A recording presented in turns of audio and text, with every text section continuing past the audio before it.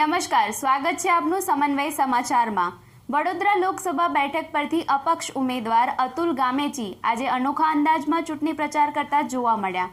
તેઓએ ગાંધીજીનો વેશ ધારણ કરીને ચૂંટણી પ્રચાર કર્યો। વડોદરા લોકસભા બેઠકના અપક્ષ ઉમેદવાર અતુલ ગામેચી દ્વારા અનોખી રીતે પ્રચાર કરવામાં આવી રહ્યો છે, જેને લઈને આજે મહાત્મા ગાંધીનો વેશ ધારણ કરી અતુલ ગામેચી દ્વારા માંડવી મેલડી માતાના મંદિરે દર્શન કરી પ્રચાર શરૂ કર્યો। એક હાથમાં લાકડી સાથે સિલિન્ડરનું નિશાન તો બીજા હાથમાં પત્રિકાઓ રાખી પ્રચાર માટે ઉમેદવાર અતુલ ગામેચી નીકળ્યા।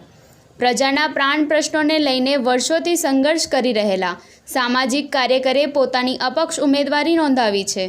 તેમનું કહેવું છે કે હાર જીત મહત્વની નથી, હું હારું કે જીતું, પરંતુ પ્રજાના પ્રશ્નો માટે મારો સંઘર્ષ ચાલુ રહેશે।